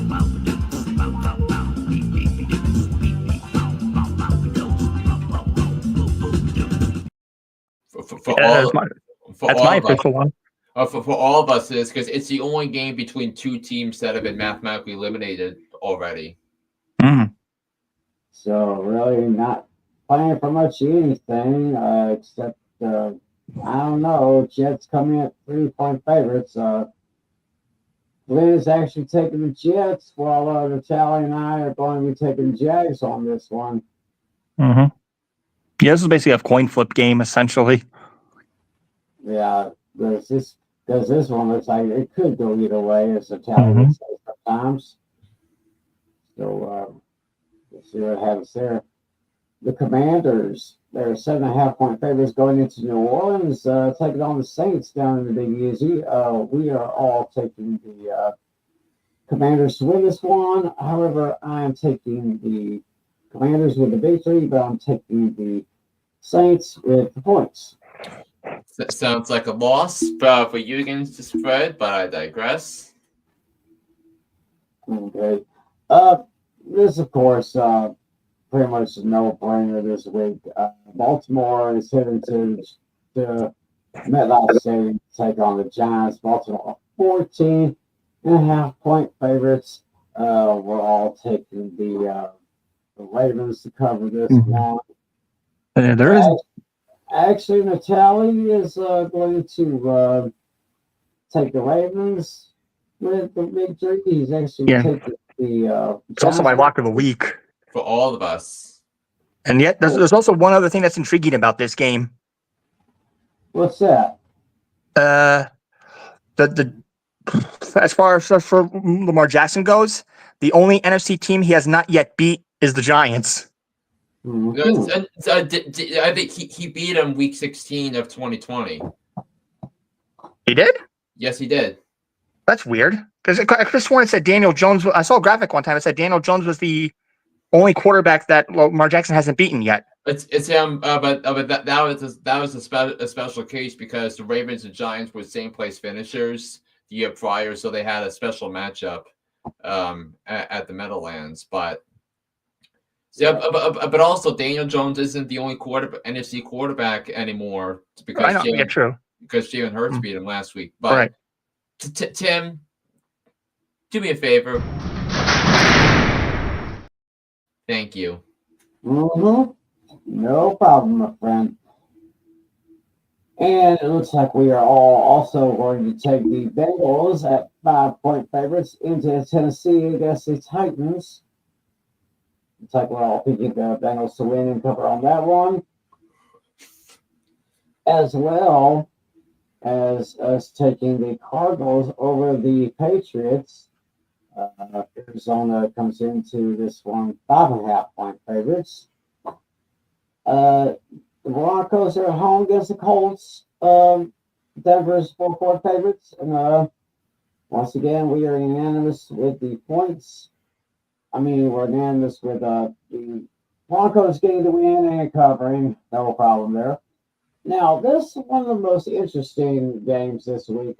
The Bills at the Lions. Lions are 2.5-point favorites at home. Flynn and I were both taking the Lions on this one, but it looks like Natale is going to actually take the Bills on this one, probably based on the awesome performance Josh Allen had last week. Yeah, this was the single hardest game for me to decide. I think this is going to be a slugfest. This can go either way. Mm-hmm. And I wouldn't be surprised if these are the two teams that meet up in 2 months in the Super Bowl. Oh. There could be a strong possibility there. The Chargers are at home.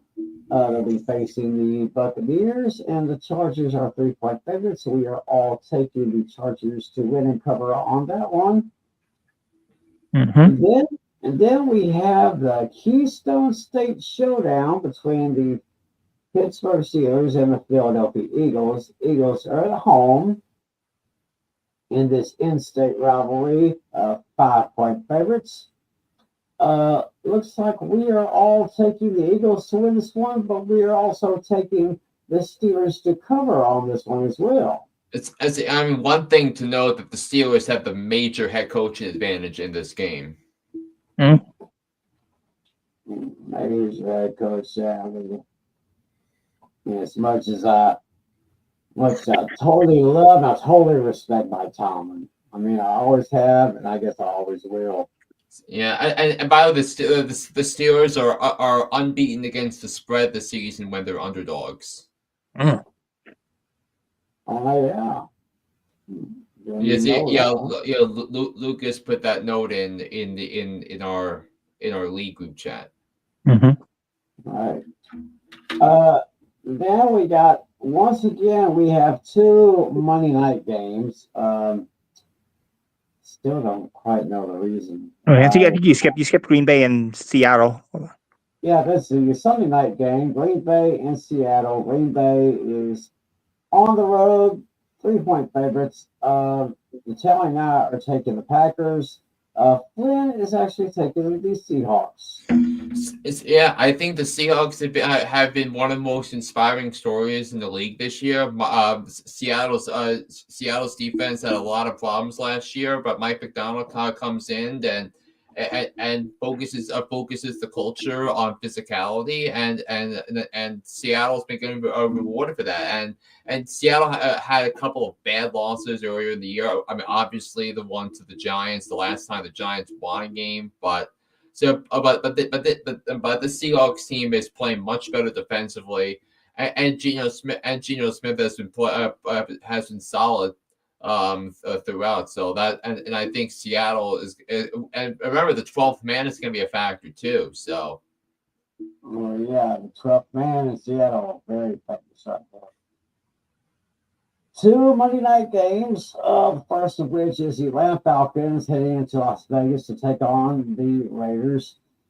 Falcons coming in 5.5-point favorites. We're all taking the Falcons to win this one. I'm taking the Falcons to win, but I'm taking the Raiders to cover.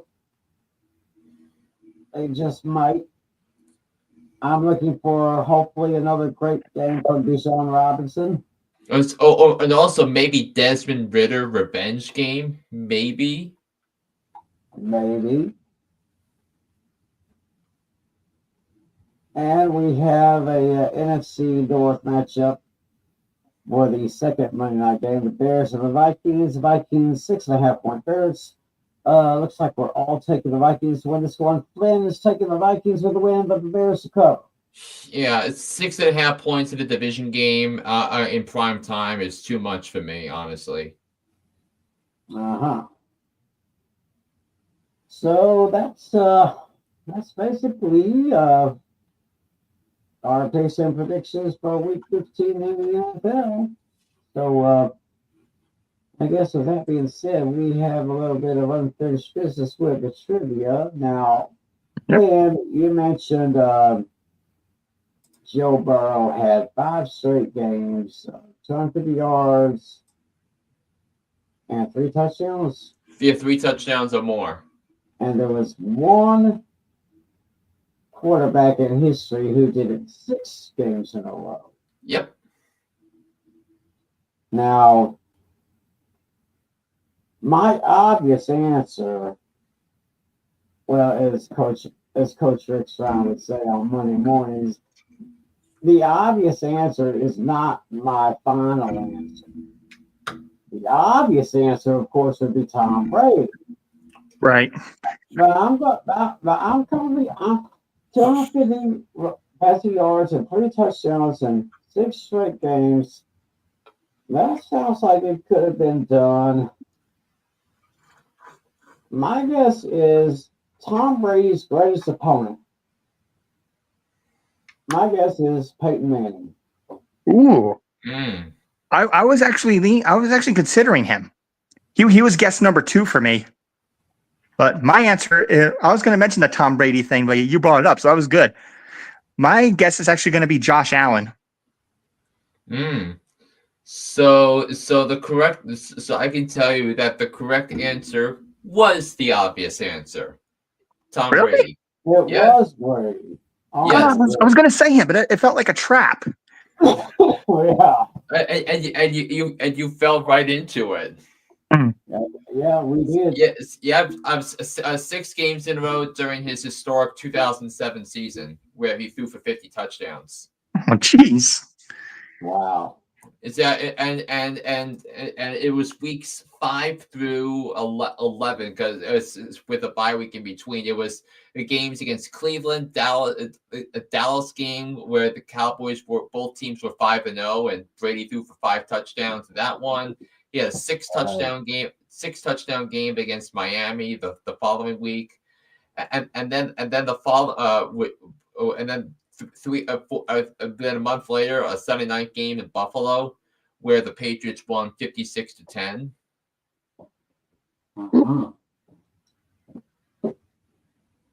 I thought Brady was just going to be a too obvious answer. Yeah. Easy answer there. Yeah, I mean that's why I asked that question because I thought you wouldn't go with the obvious answer. Okay, let's see what Ashley said here. To answer Natale's question, he says 98 yards.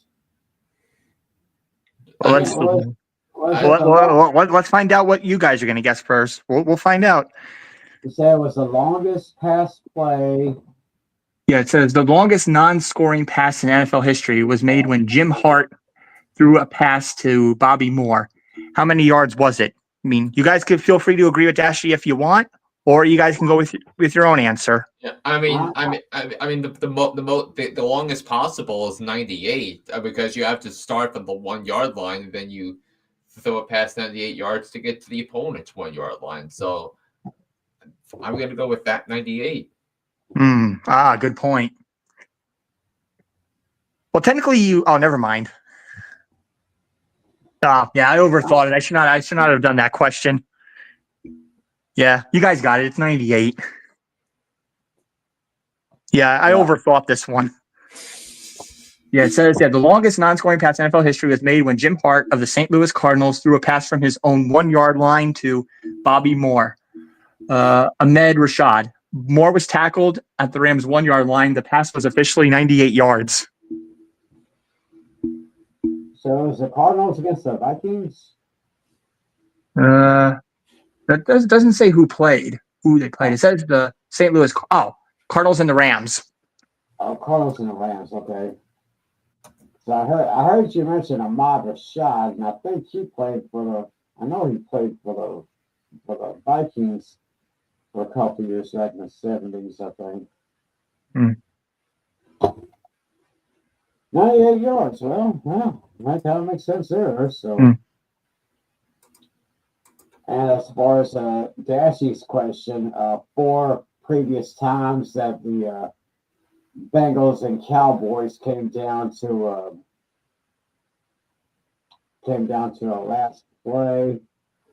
Yeah, it came down to the final drive, and I have no idea about that. But one thing, the Cowboys and Bengals don't play each other every year, so that's what makes it partially difficult for me. Like I said, twice in the 90s, once in the 2010s, and once in the 2020s. So once again, Dashy, you got me on that. 90s. What was his question? I don't think I saw it. There's 4 previous times when the game between the Bengals and the Cowboys came down to the final drive. I have to go with in the 1990s. I have to go with what was that guy's name? Receiver for the Bengals. This is T.J. Hushmanzada. If y'all remember him. But I have no idea. I'm sorry. It's very, very, very difficult here. So whenever you got your answer, Dashy, go ahead and pop it in there. Go ahead and pop it in there. And while we allow Dashy to do that, we're just going to send you a friendly reminder. You say you did Hooked on Sports earlier today, did you? Yeah, I did drop one earlier today. I guess we were all over the NFL stuff with the Bills, the Chiefs, the Falcons, the Cardinals.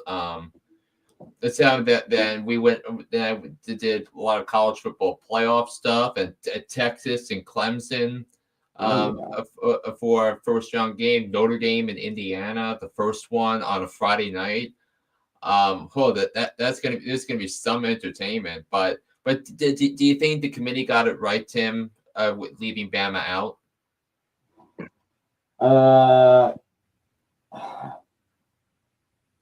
I can't really give a definitive answer on that one.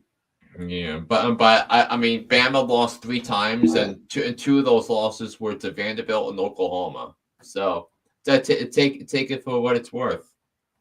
Yeah, take it for what it's worth. Of course, don't forget, we got Pain Game Pick'ems tomorrow night on the 8 Pills 90 channel with Alex, Lucas, and me. Yeah. And also with Hooked on Sports, I spent a lot of time also talking about Juan Soto going to the Mets. 15 years, $765 million. Jeez. Oh, God. Yeah. I mean, even as a Mets fan, when I got the alert from Jeff Passan, but no, my reaction was, geez. Yeah, I'm honestly not upset that the Yankees didn't get him because they think if it's more important things like pitching. I mean, it's 8 years, $218 million for max free. I like it. Yeah, I would tend to agree with you on that. Yeah, so now the rotation I think is basically complete. I don't think they have to do anything else. Yeah, I mean, it shouldn't be totally hopeless, really, for the Yankees because of their pitching. Yeah, they just got to upgrade the outfield now and get a third baseman, and that's about it. I mean, maybe trade for Arenado, maybe go after Cody Bellinger. Yeah, I heard they're supposed to they might get Christian Walker.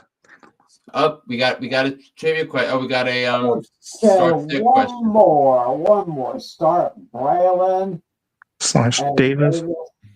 or Pacheco. Yeah, out of these guys, I would lean more towards Pacheco. So even though Myles Garrett is patrolling the defensive line, I would still go with Pacheco. Yeah, So it's because who knows who's going to get all the touches between Braylon Allen or Isaiah Davis. And that depends if Breece Hall comes back. Yeah, that too. Yep. Well, I guess your answer. I guess we'll start Pacheco. That's what I would say. So with that being said, we'll just go ahead and close up this edition of Fantasy Football Fever. Don't forget, Hooked on Sports is ready wherever you get your podcast. He's got his show ready. He did it this morning, so he's got it ready for you. And I'll be recording my next one tomorrow, which will be put up on Thursday. So y'all be sure to look for that. Look for me along with Alex and Lucas on the Planet Game Pick'em show tomorrow night. And of course, we'll reconvene back here 7 nights from now. We'll look back at week 15 in the NFL. We'll look at the first round of playoffs. And then Playoffs are here. Yes, the playoffs are actually here. Yes. So yes, Jim Morrow, we are talking playoffs now. Yes, playoffs? Don't talk about it. Playoffs? You kidding me? Playoffs? Well, the time is now. Yeah. Time is now, and then we're already here. So we're getting pretty excited about that, and I hope you guys are too. So we will reconvene here 7 nights from now, right here on this same channel. So for my buddies, John Flynn, John Natale, my name's Tim McClelland. Thanks so much for joining us, everybody. Enjoy the games. Good luck in your fantasy playoffs. Have a great week. Enjoy the games. God bless you all. As always, be a good sport.